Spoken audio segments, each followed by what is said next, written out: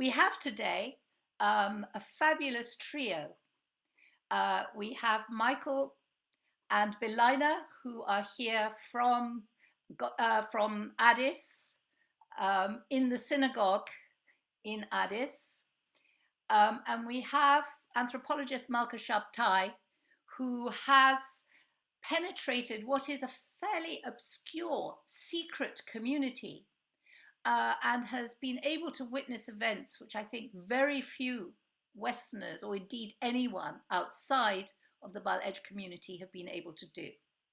I'm going to hand over to her to begin with, because Malka is going to be with us for the next few weeks, introducing us to different African communities. And she'd like to say something initially about that before we go on to this particular Ethiopian community. So Malka, over to you. So good evening, everyone. My introduction will be very, very brief. I would like just to put here, before we start the next sessions about different African Jewish communities, just to categorize the different communities we have. So what we are talking about when we are referring to Jewish communities in Africa, we mainly talk about three categories. The first one are communities that either claim or are referred to be one of the 10 lost tribes of Israel. The second category are newcomers, communities that have gone through transformations, usually starting from one person that have been choosing Judaism upon Christianity, and started processes that brought a full community to practice Judaism, and sometimes go to conversion, sometimes not go to conversion, and so on and so on. And each time we will meet a community, I will make the link. And the third category is one that we will meet next week, community that is not this one and not that one, and some other communities that their origin is still in question. They are not fully identified, and there are disputes even within the communities. So that's just to say something very briefly. Sybil, you can take it back, and let's go to Ethiopia, to Kechene, to the Beta Israel of Ethiopia. Yes, indeed. Thank you. Thank you.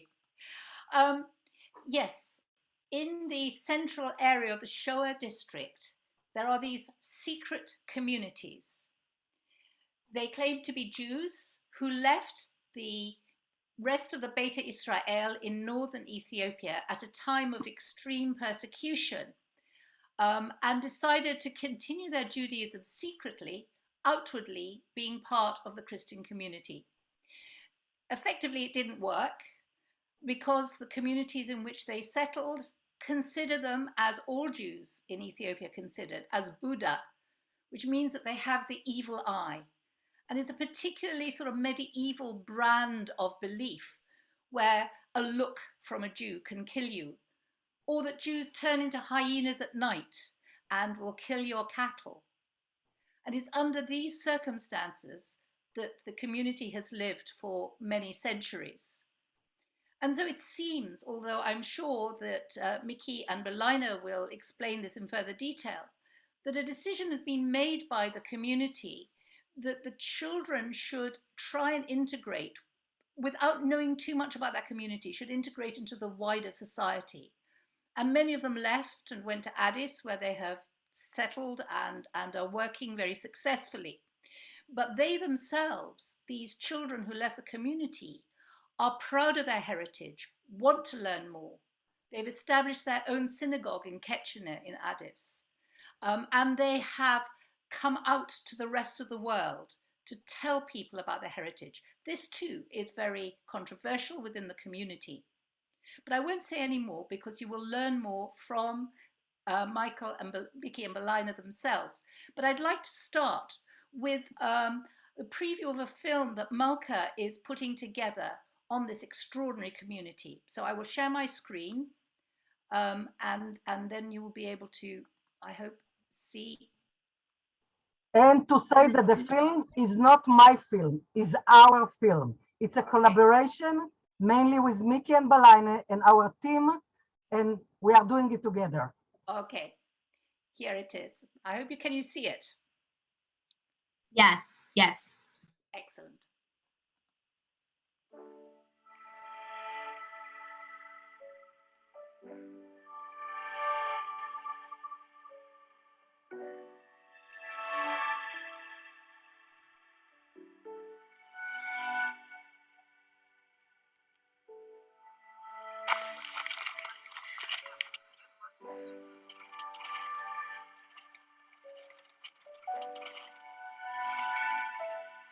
I came to Ethiopia this time to look for a hidden community, on which I heard for the first time 27 years ago.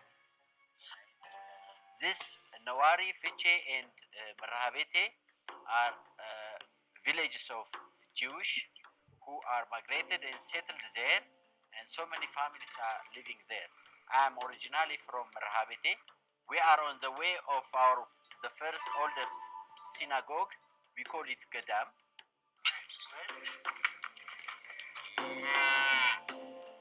I could never imagine for such an adventure at this stage of my life. I am Dr. Malka Shabtay, an applied anthropologist.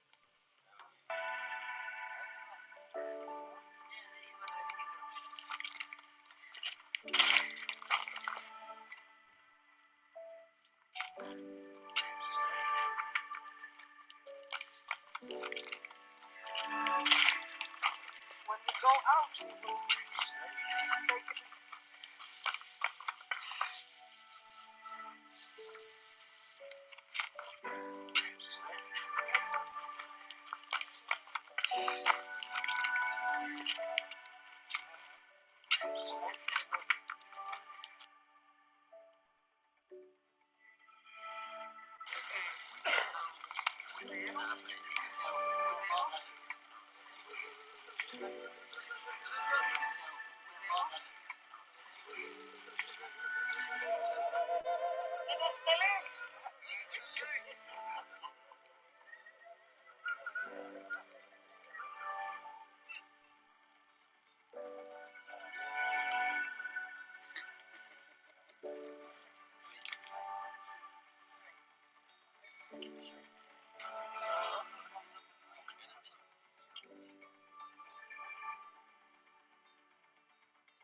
The Gedam, besides of his roles in the religious spheres, became the last home for the community elderly who are not able to work and provide for themselves anymore. They joined the Gedam to live and complete their lives there in a safe place with other community members in their status. They do so also because they wish to be buried in the tradition of their forefathers' religion. The Gedam is also used as the orphans' home for the community children who lost their parents and do not have other caregivers from their community to raise them.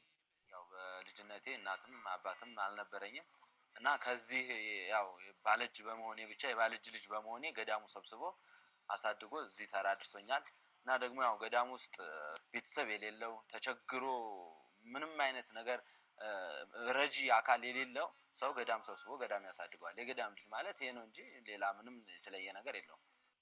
The Gedam is a special model of a community family life solution where the elderly take the care of the children and the children do their roles to allow the elderly to live safe and reasonable life.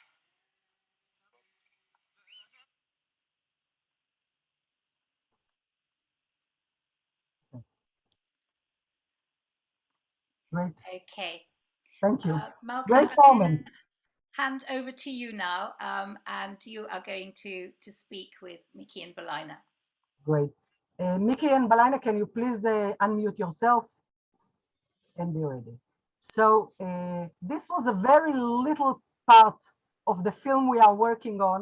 And in few months, I hope that all of us will be able to come to England and show the film and talk with you.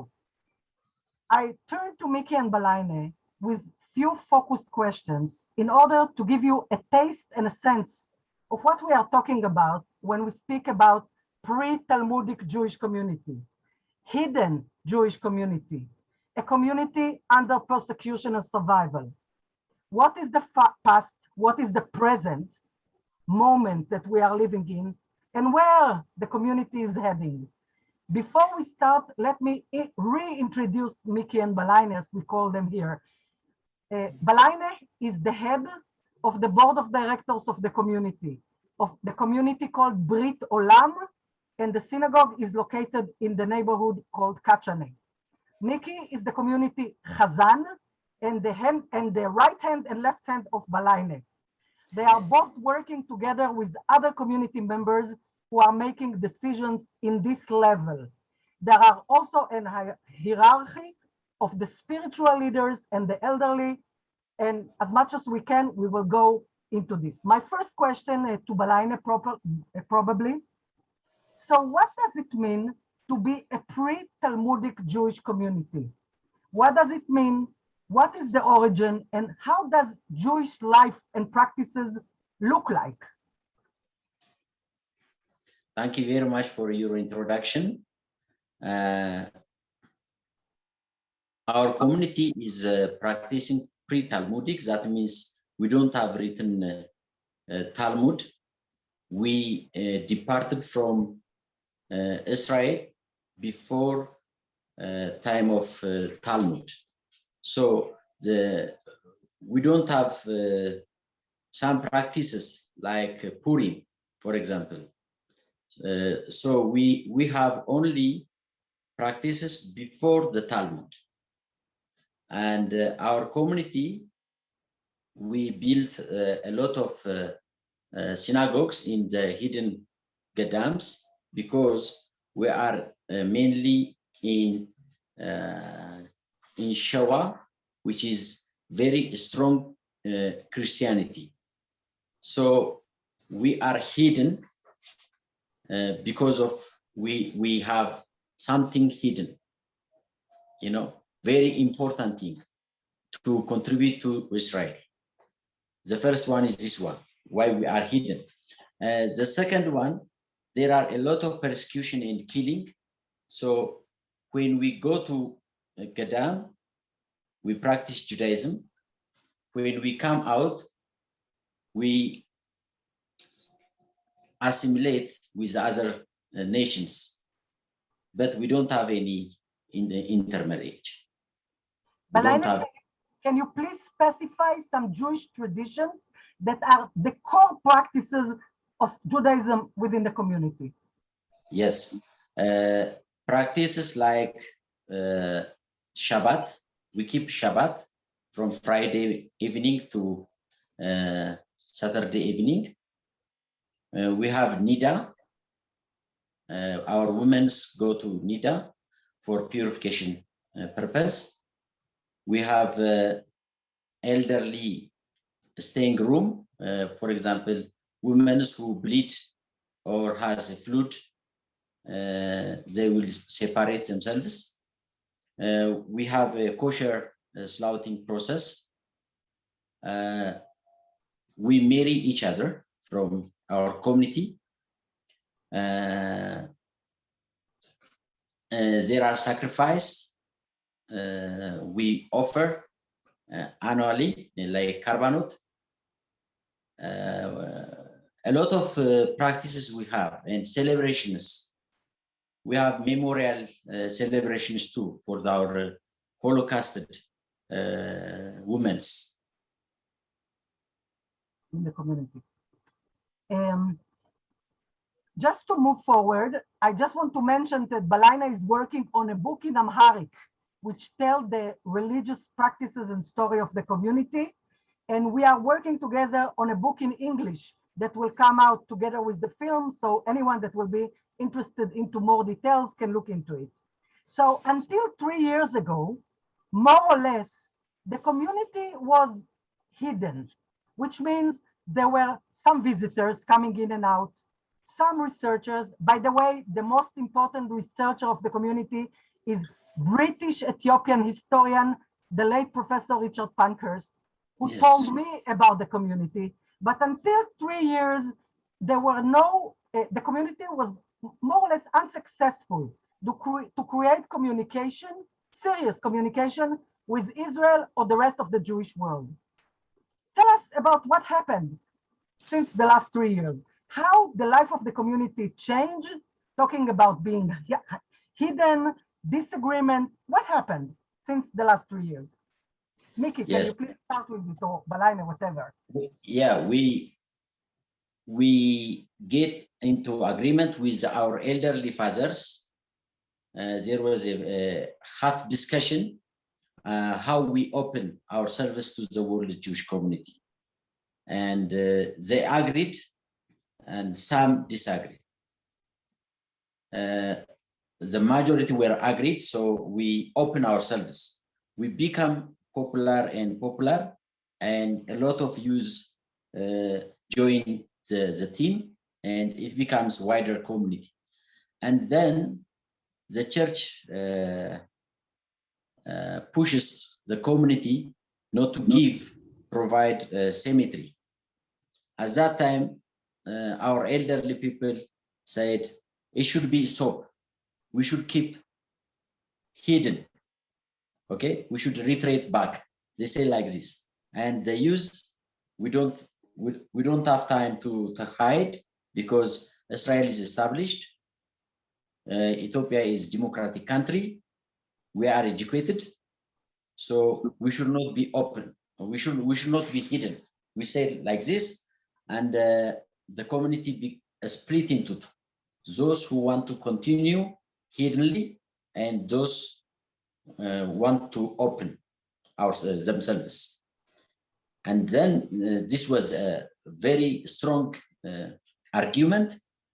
And now we open legally a synagogue, which is registered in Ethiopia by Minister of Peace and Religion.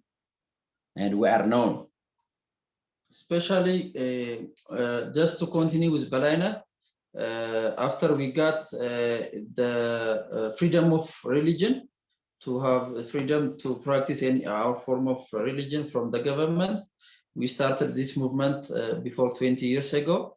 Just to answer what Dr. Malka Shabtay have asked, especially within the last 3 years, the involvement of the Israeli government has been highly participant, especially with the Israeli embassy, with His Excellency Raphael Morav, the Israeli ambassador.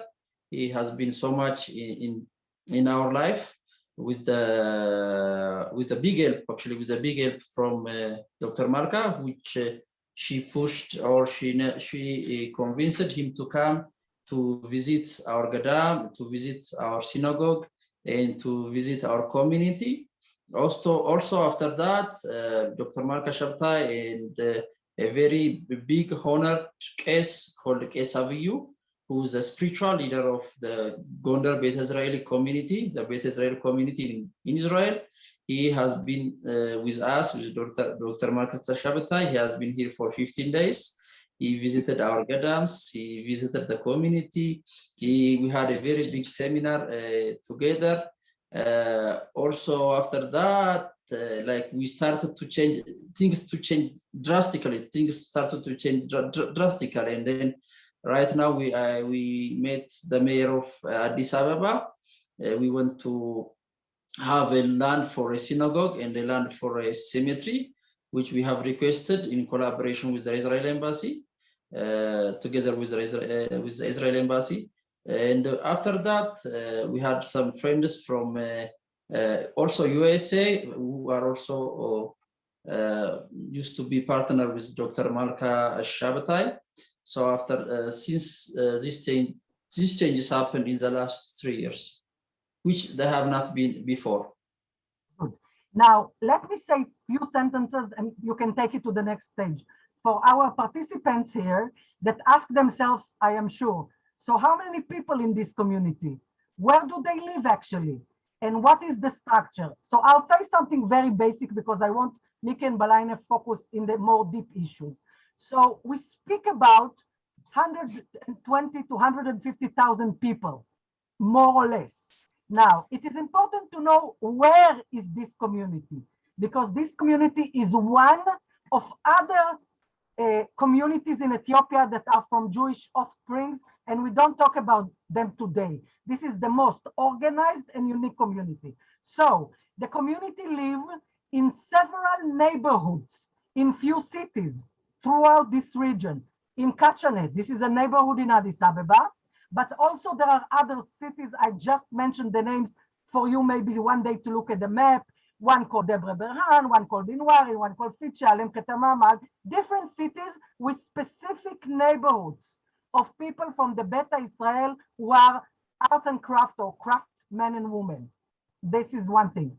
But what we talked about, the secret synagogue, is another unique structure that has been developed but by one of the community fathers, I would say. His name was Abba Dawit, and he decided that in order for the community to survive, they need to hide their religions, and they spread out all over the place in 44 secret synagogues.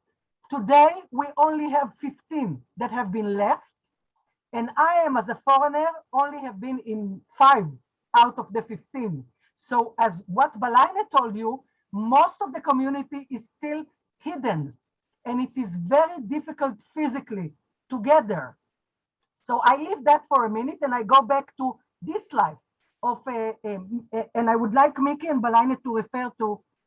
So what the Jewish community do without a Jewish cemetery? How do you manage your life within a Christian society? And I will add one more question so both Miki and Belayne can answer. And Miki, you are a Chazan. Chazan is a function in all Jewish communities. What kind of Chazan you are? What kind of Judaism is your Jewish way that you are leading the community? How do you create a bridge between the old traditions of the forefathers and modern Judaism to which you choose? What kind of modern Judaism you choose? Can you please elaborate on these two aspects? Okay. We include both sectors, like our fathers provide us a lot of practices, so we don't want to leave it. So we have a lot of traditions and practices from our fathers, from the Gadam, and we learn from internet and from Kesoj and from other books from Israel. So we make them mixed. We use it like that. Our culture is from both sides, and our sect is Orthodox way. Orthodox way. It is Orthodox. But the Bal Ej is very special. The Bal Ej practice is very special. It is not Orthodox. It is not conservative. It is not other sects. It has its own ways. So we should keep it strong and develop. We will bring it to Israel. To answer the first question, our community lives in North Shawa. Our community is dispersed in North Shawa in many places. So you can find our community in different places. Almost in all places which our community is, there are also these sacred gadams which they serve the community nearby. So this community who are dispersed, like in Marabete, Menz, Nawari, Dabrobrahan, Fiche, and every other places which I have called right now, these people came from this. Our people came from these places to a place called Kechene, which is now in Addis Ababa, the central part of Addis Ababa. So whenever we want to get married, we take wife or they take husband from all over these dispersed communities. We went there and then we will get our wife or we will get the marriage process. Also, every North Shawa dispersed community in every region, we have also relatives here. Like for me, I have my father relative is in Fiche, my mother relative is in Addis Alam. Also, my grandfather relative, one side of my grandfather relative is in Marabete. So we have all this family as one in the heart of Kechene. And in Kechene, we have villages. Kechene is a large area. So we have villages in Kechene. We call it by our sources. For example, my house is in Kechene, Merrahabeti village. So it shows my originality back from Merrahabeti in Norishkawa. Therefore, in Kechene, there are Men's village, Merrahabeti village, Noari village, Debre Bram village, like that. What is the most Our community very organized, know each other. Yeah. And yes, we know each other, and we have custom to visit every Gadam. One year maybe in Moges, in Mentek, in Kayafer. So we know each other. Yeah, it's very important. Now, for the audience, we talked about the two angles of identity of this community. Pre-Talmudic Jewish community, a community that most of the people are doing the art and craft work, weaving, pottery, smoothing of leather and metal work, blacksmiths.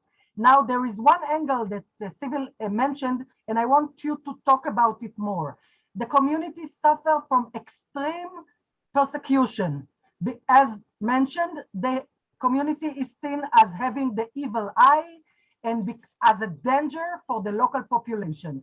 Because of that, what I refrain, it's a local form of anti-Semitism that consists of killing of how do you say, people cannot work, children cannot go to school.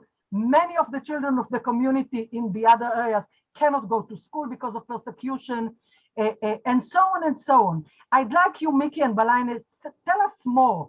What does it mean to survive against this kind of anti-Semitism that we use in general word in the local form in Ethiopia? What are the prices? What is going on?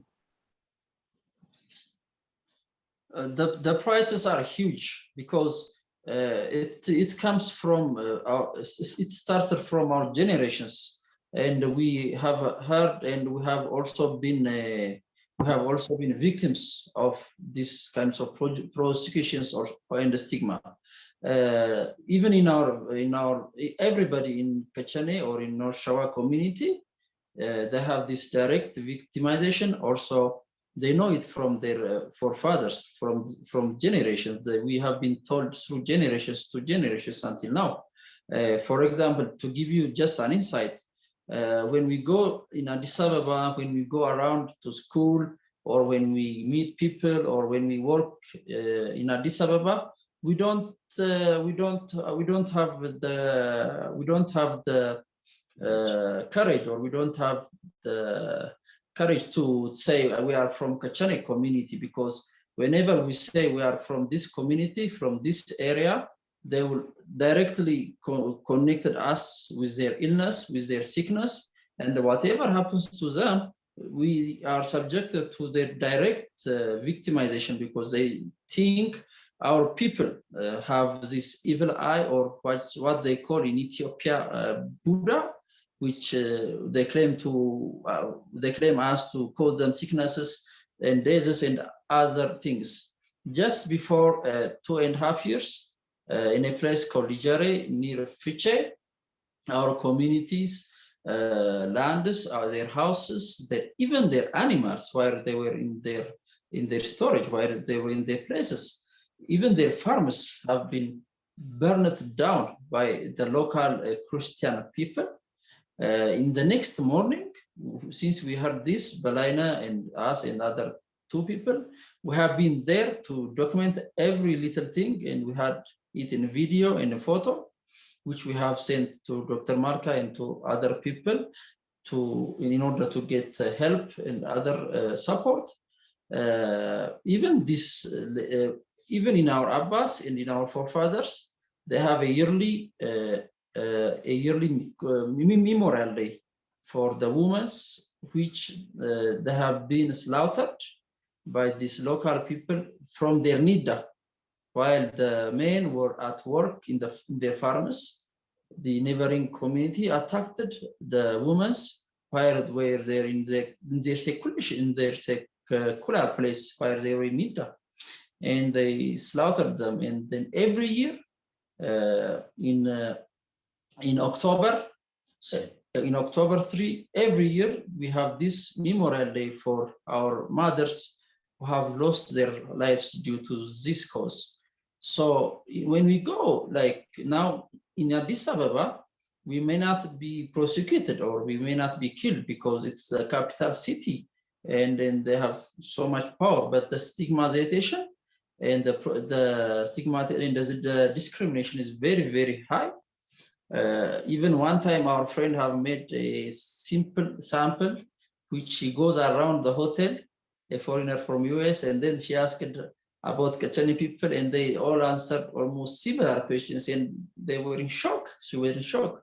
So even in the rural areas, like in the North Shore parts, while even Dr. Malka was here, we have tried to document lots of things in the field, which even to this day, you cannot believe how much prosecution, how much deaths and how much killings are there. People have lost many of their relatives due to this. Even one time we had a person who said he and his uncle were the only survivor from their family from a place called Insaro. While they killed everybody, the two from their families escaped for this prosecution and came to the city. So we had a really tough life even to this day because Ethiopia is not a developed country, and such types of old-aged belief systems still exist to their core in Ethiopia. Nikki, let me move to a more hopeful issues, but just let me add something. In my last visit in November, in the middle of Corona, I had to take a break from a segregation in Israel, so I went to Ethiopia. So we went together to a small bunabet or a place to just eat something and drink. And Mickey and Belayne were asking for a taxi, you know, like Uber. There is in Ethiopia something called rider. So they showed me that they called them and asked to go to Kechene, but the drivers don't want to take them. So I called myself to ask for a taxi to go to Kechene. And they just say simply, we don't go to these places. And this happened to us in other places. And there are many other testimonies that we collected. It will be on the film, but let me tell you, I would say in more professional concepts or words, I see it, or we talk about a community with collective trauma, that this is, even there is a concept that one of the Abbas taught me, that the community became almost paralyzed out of fear. Now I want to give it a break and move to something else. This is my brief sentence, and Mickey and Belayne will tell more. What have we been doing in the last 3 years together? We are struggling on a daily basis. Mickey and Belayne, it's the first time they hear me say it in public, but for me, they are Jewish heroes. On a daily basis, they struggle for basic religious and human rights for the community. This is the main struggle we are dealing with these days, with the mayor, with the help of the embassy, here and there with the authorities. We want to get the religious and human rights for the community, firstly in Ethiopia. But this is one angle. The second one, for the last 3 years, I am struggling with support of my other colleagues that already know the community, with the Jewish Agency. You know the name, Bougie Herzog. I waited to meet him for 3 years. And after he heard all about it, he said, I cannot ignore it anymore. The World Jewish Congress. I'm about to talk to the board of directors of the World Jewish Congress about this community and other communities. We demand, they, myself, and all of us together, we demand for the recognition of the state of Israel and the Jewish world to see in this community as just another Jewish community like the rest of the Jewish world, diverse, special, and unique. Now, I am sure that all of you ask about Aliyah. That's very common question.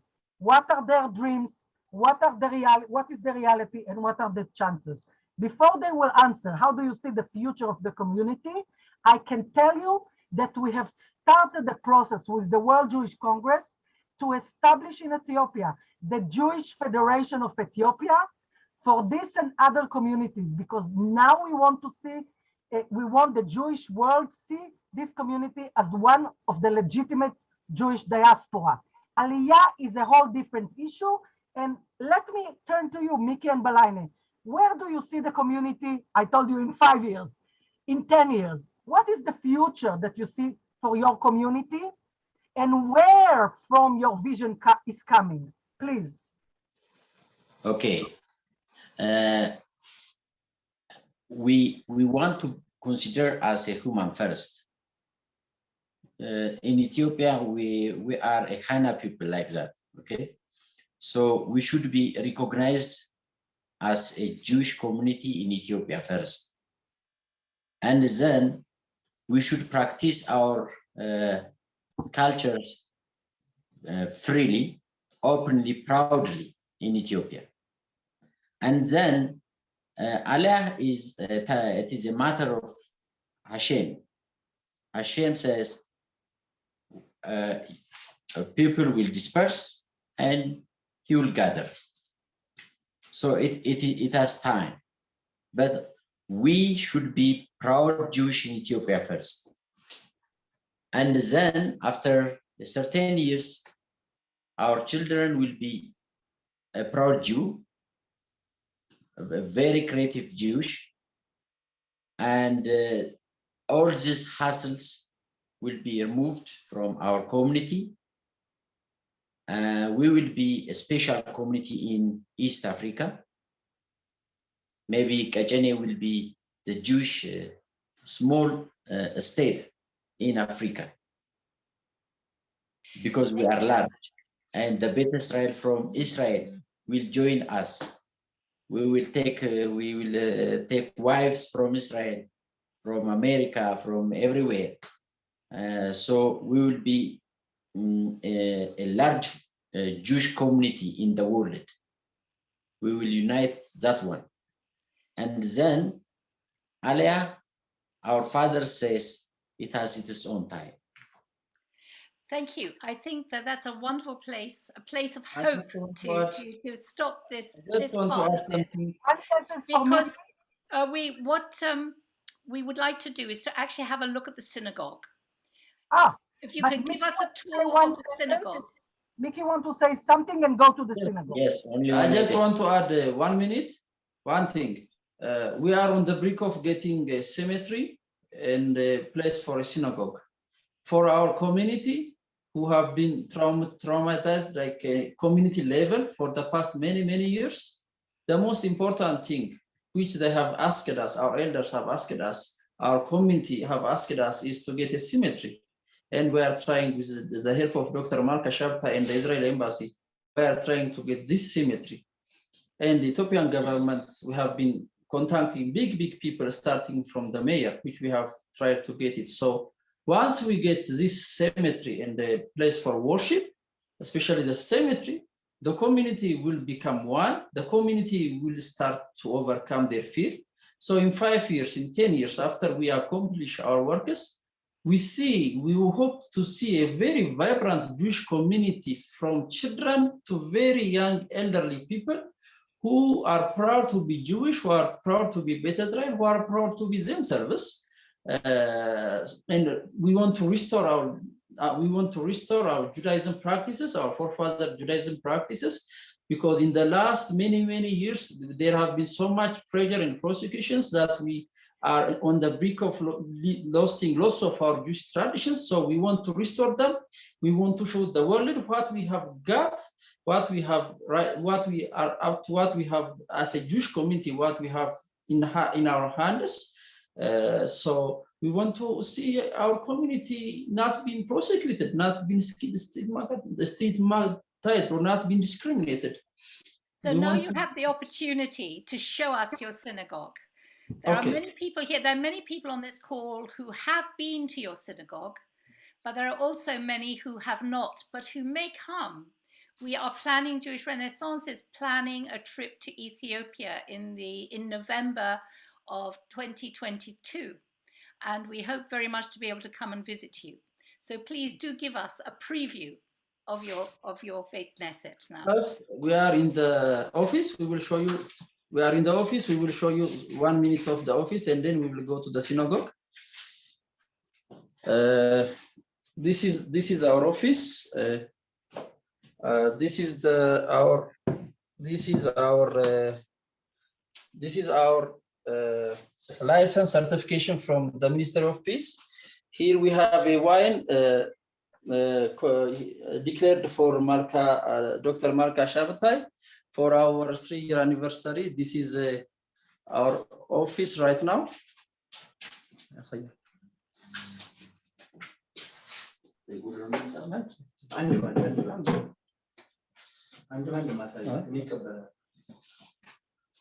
This one in Kechene Weaving Center. Elders are weaving.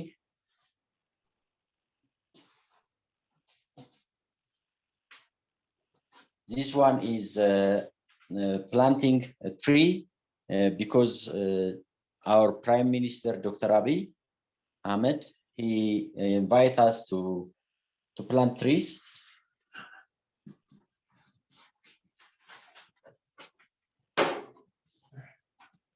This one is in Debre Birhan. Israel Embassy provide us some packages, food, oil, and so on, sanitary materials. So we provide it for Debre Birhan Jewish community for Corona case.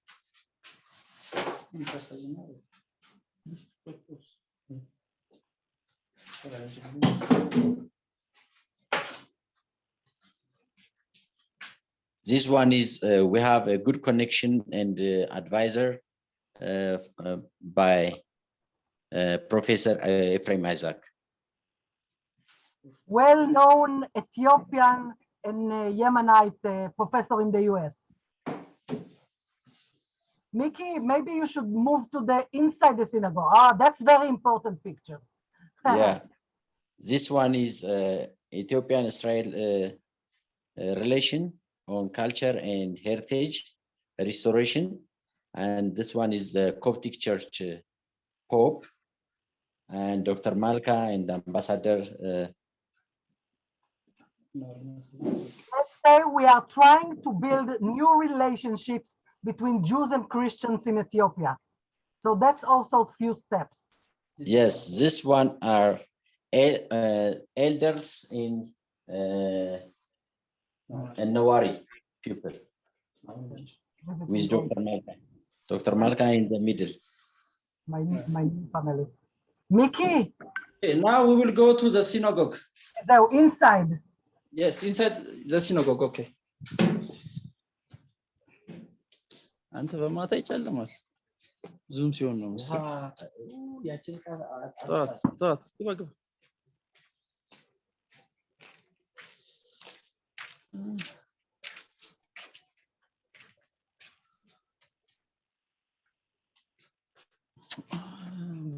Mizuza here.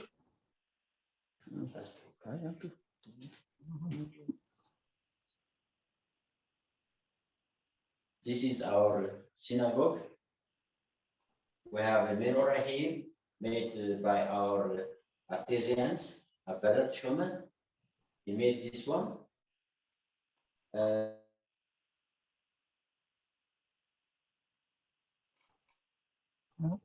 Oh dear, we've lost. They will come. Maybe I will say that the community doesn't have Torah as you all know it. They only got something as a gift temporarily from the cast who visited together in last November. So they keep it and pray from it for the meantime. And they will show you the prayer books that we sent from Israel in Amharic and Hebrew.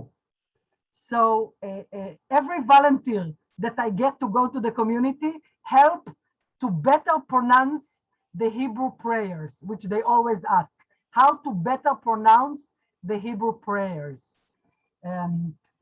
They will, I'm sure that they will come in. So maybe I can also say that we are trying to start a large volunteer program of Israeli Ethiopians and Israelis in general and young diaspora youth to to come and work with the community, to give them the most important thing, the sense of belonging, to be part of a large Jewish community. So when people ask me, what is the first thing to do? I say, to visit, to be there, to be part of them. And now, yes, we are in the Corona time still, but once in a while, friends are coming from Israel and others and visiting and coming for Shabbat services.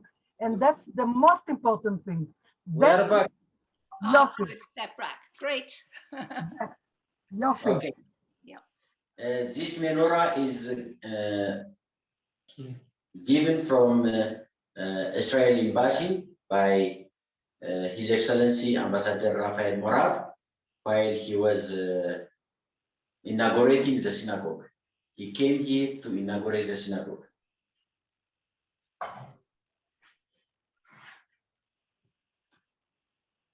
This one is a book published by Koren Sidur, and we have Amharic and Hebrew. Every term from here we have in Amharic. So we pray by Sidur on Shabbat and other occasions.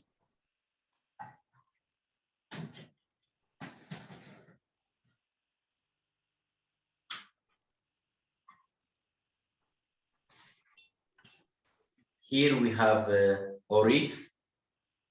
It is a big book. We have got it from Israel. Kesaviyu Azariah, he gave us this one, and on Shabbat we take out this one and we read the Parshat from high spiritual leader of Beit Israel from Israel, Kesaviyu Azariah, he gave us this one.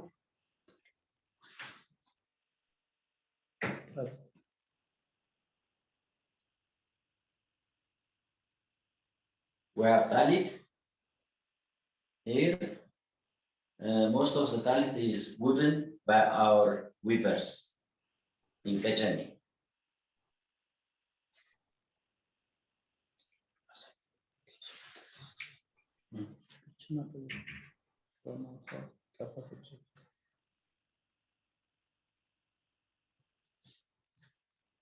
This is a kiddush cup made from clay. It is a clay. It is originally from our fathers. All Gadam, they use this one, especially as you see here, it has something bulged out, and it is a sign for the Jewish people. We drink this one, we drink wine in the direction of this one, should be in the direction of Jerusalem.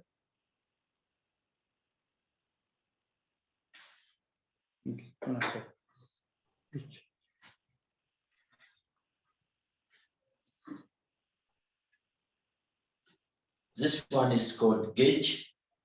We call it Gej, and it is a big pot for wine.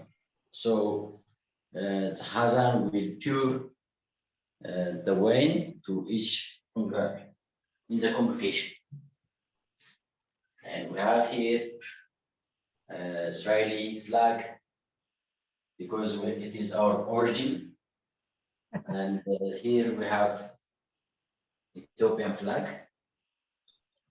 And here in the synagogue, the women sit in the left, to the left side, and the men will be in the right side.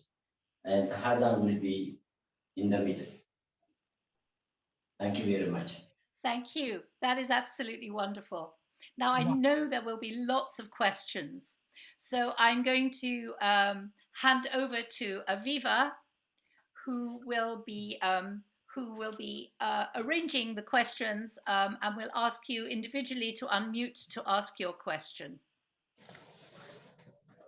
Okay, so at the moment we have questions from a couple of people, but specifically one of those people wants to ask lots and lots of questions.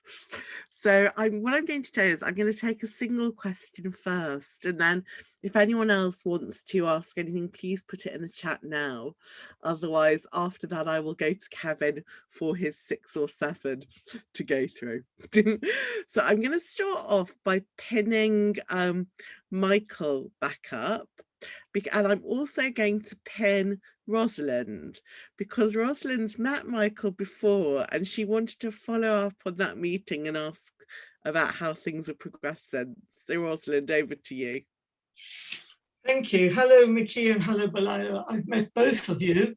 Oh, You probably hello. don't remember. I met you in 2015, so it's 6 years ago now.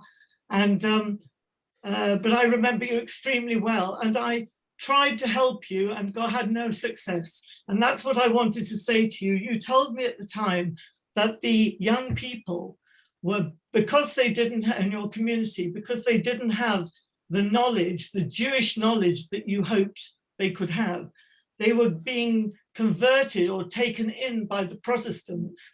And you had asked help from the Chabad rabbi, but nobody seemed to be able to help you. And I tried to get you help and I couldn't. So I want to say I apologize.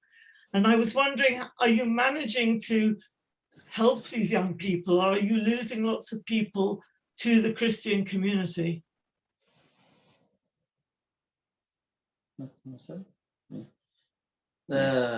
Yes, it's this somehow similar, the cases before you were here.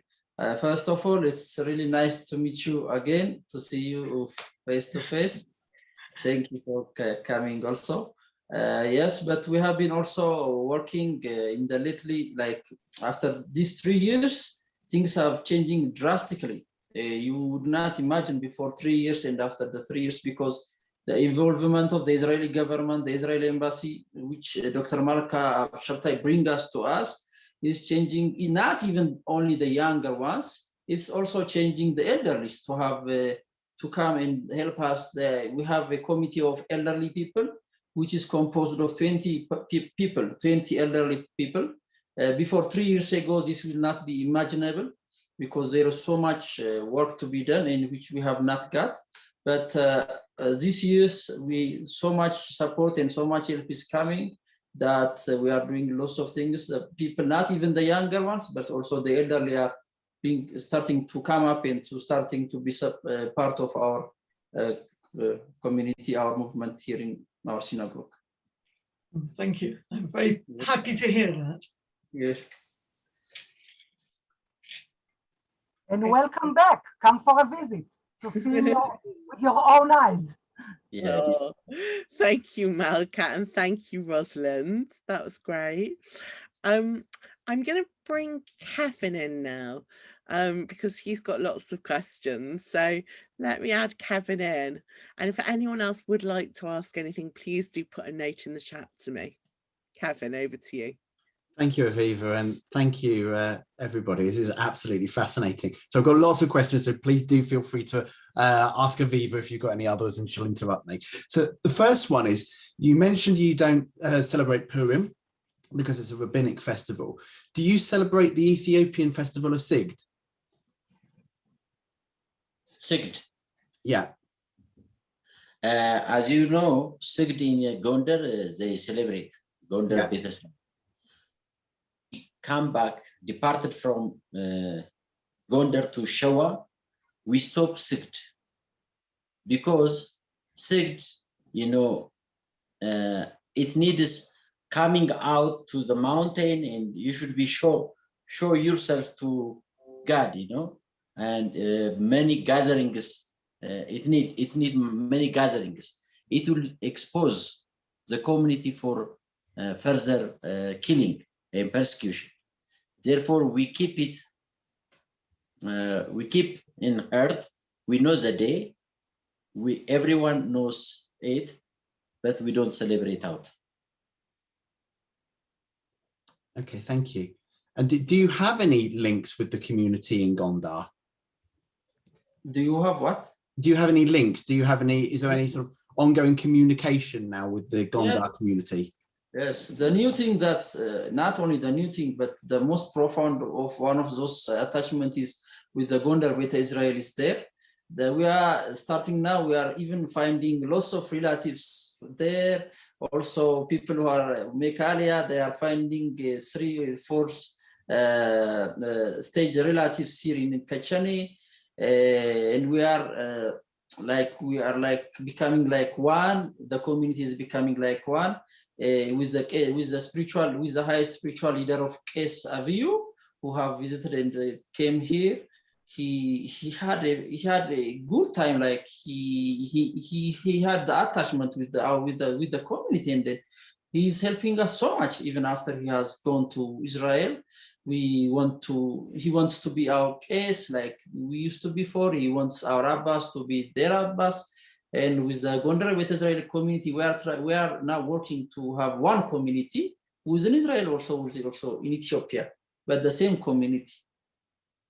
Let me just add that it is planned by Kes Aviyu and our collaboration to send a Kes to teach in Kechene. We're starting on a tour in Israel with all the Kesot throughout the country, just to educate the young generation and even the older generation. And what Miki said, it's even more amazing. We discover a lot of connections. People remember that they had relatives in Kechene and Semyon Shoah. And actually now we want to list all of that because the history of the Jewish communities in Ethiopia is still very complex, as in it's like an enigma. And we are collecting and learning. That's amazing for itself. And by the way, a lot of young people that at the first time, it's funny, but it's very serious. When I, for the first time, introduced the community on Israeli media, young Ethiopian people called and said, Malka just invented another Jewish community in Ethiopia. There is no Jewish communities in Ethiopia. And many people were very angry with me. But now they are asking me to come and visit. And every week, every month, every opportunity, Israeli Ethiopians who come to Ethiopia for business or visit come and become attached to the community, just like the person they met today. So this is growing. Sorry. Yes, in addition, a lot of families, blood families in Israel were getting in touch, and where a lot of people are volunteer to teach us from Israel. Some says, I will be volunteer to teach you Hebrew.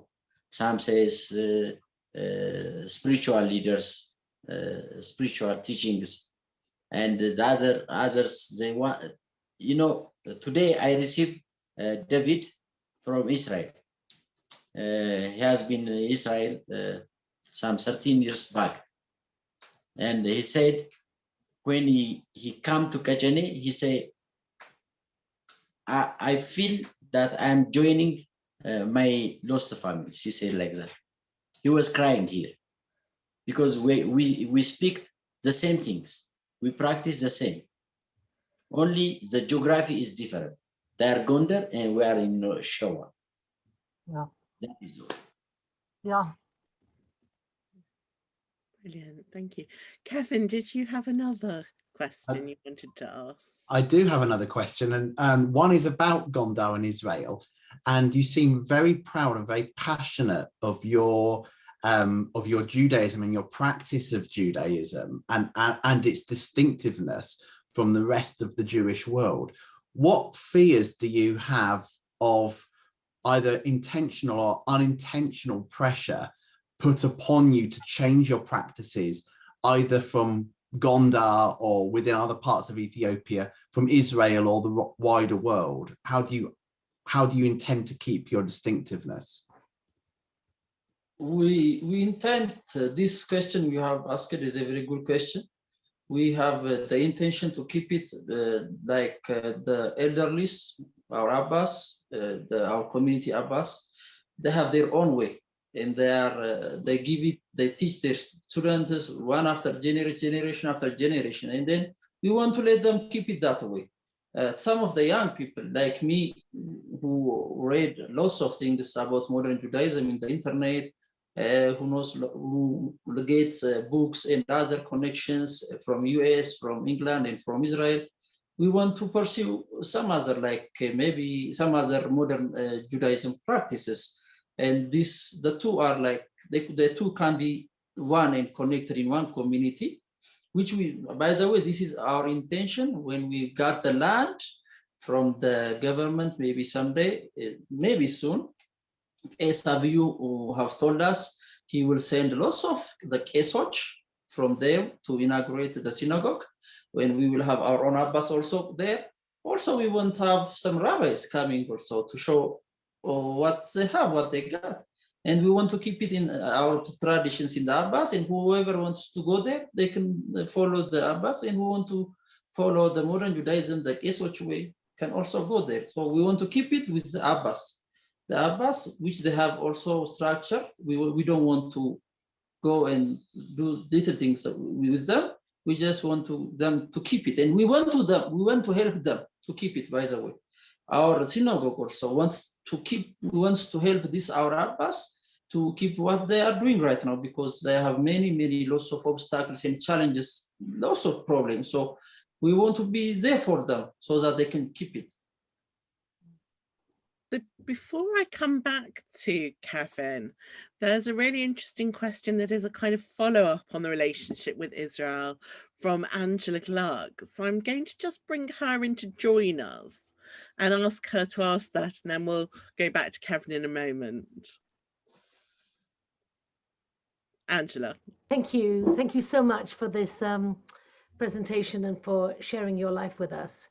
What I've been hearing in this last hour is about things that Israel can do for you and things that Jews in other countries can do for you and what they can teach you.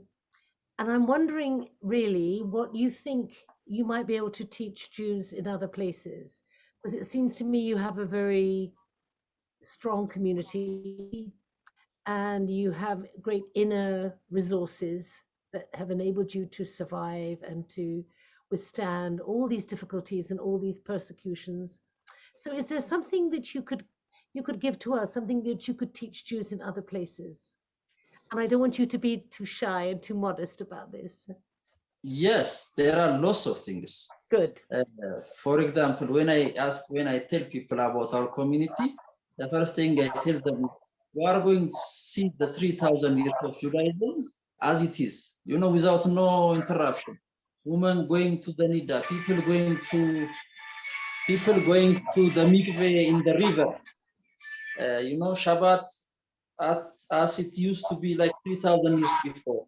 Yes. Also, animal and other korbanot sacrifices as it used to be 1,000 back years, without anything that's interrupting or additional thing. So you will see the raw, maybe the raw Judaism practices that used to be before in the previous 1,000 years. So when you come, maybe someday we will show you how things are, how this works, how we do all these things in the Abbas, in the Gadams. Thank you very much. Thank you. Angela, I would like to add something to you. As we said before, part of what we are doing together, and I emphasize together, because all needs the full community agreement.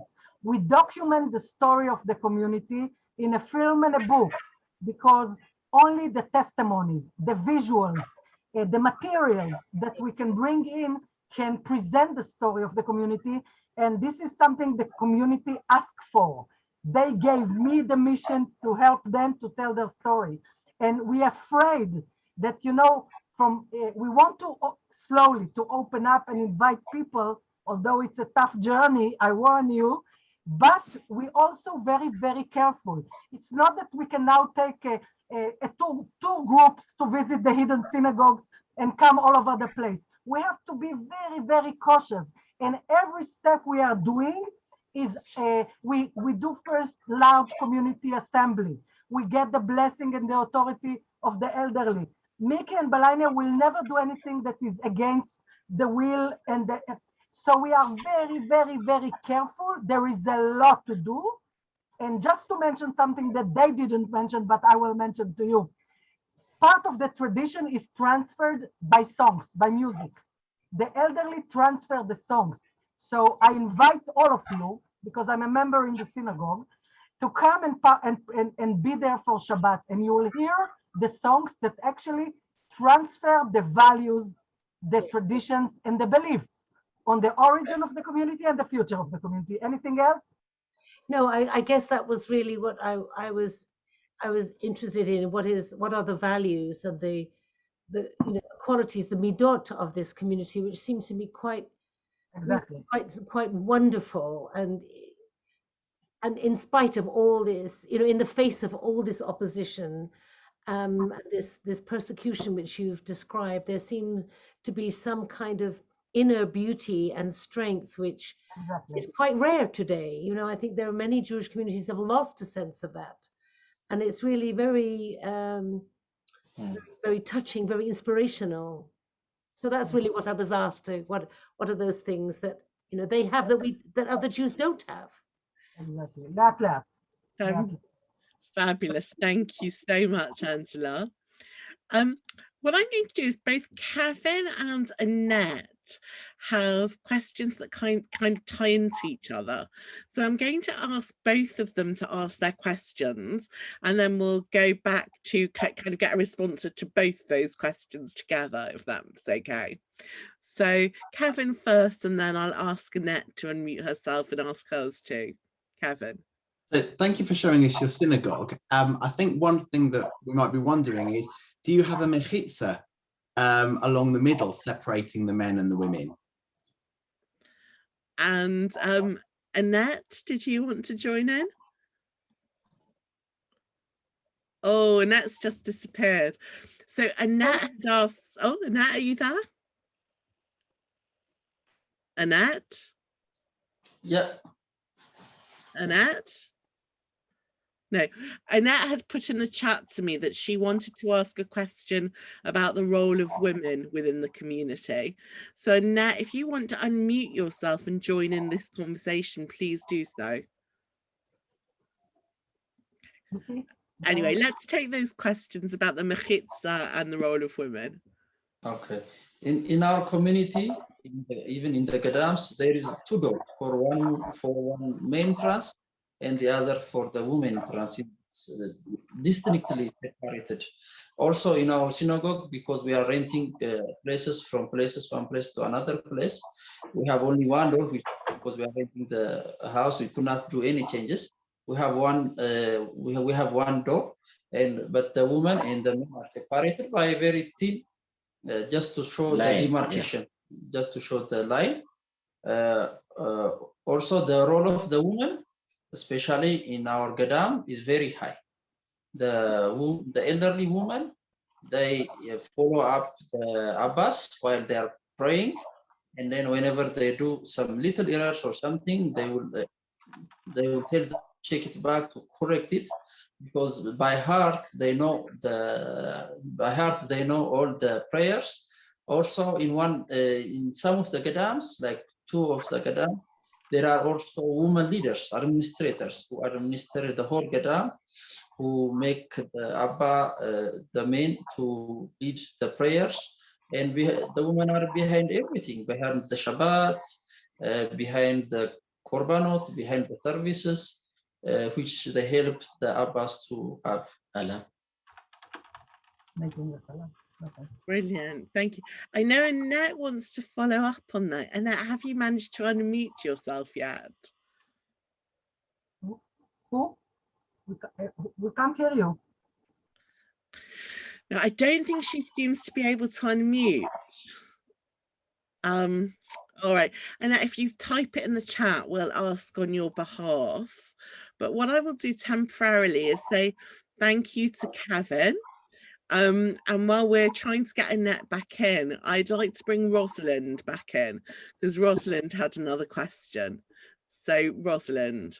Thank you. Yes, I know that the Ethiopian Orthodox Church and the Jewish community over many, many centuries crossed over quite a lot. And the concept of monks and nuns moved over from the Ethiopian Orthodox Church into the some Jewish communities. I also understood that some of these nuns and monks still exist in the hidden communities. Can you tell us more about these leaders of the communities, please? Yes, just like Belayne mentioned earlier, once we came to the North Shawa Jewish community, once we came to this North Shawa region, we were minorities, very much minorities. We were not like we used to be in Gondar, because we had lots of families there, lots of Jewish communities there. But once we are in the North Shawa, we even in very separated and dispersed area, we have become the very, very minorities among the nations. So we have to take names they use. We have to show them that we are part of their community also. We have been subjected to many prosecutions and stigmatizations and other things. So we use these words, Gadam and monk and everything like a cover name, so that we could live with the wider community around us. And the other thing in names, sometimes our community name themselves as Beta Abraham, because the Muslims say they originated from Abraham. The Christian says Abraham is our father. So, you know, it keeps us, safe. It keeps the community safe. So, like we know the Gadam is the synagogue. The Abbas are spiritual leaders. They teach us, even though the term is a Christian, a Coptic church terms, yeah. It shows, you know, how much their hand over us. It shows like this. Thank you. Brilliant, thank you. Well, I'm afraid we couldn't manage to get Annette unmuted, but maybe if she wants to email you, we can put you in touch. So what I'd like to do now is just bring Malka in to say the last few words. So Malka, over to you.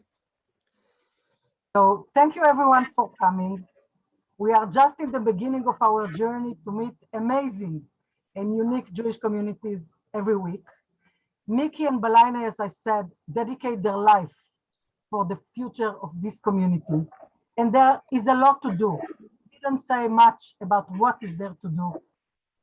To pay rent for the synagogue, to create a youth village, to support the orphans of the community, to do many other issues, to learn, to be connected to the internet, so many things.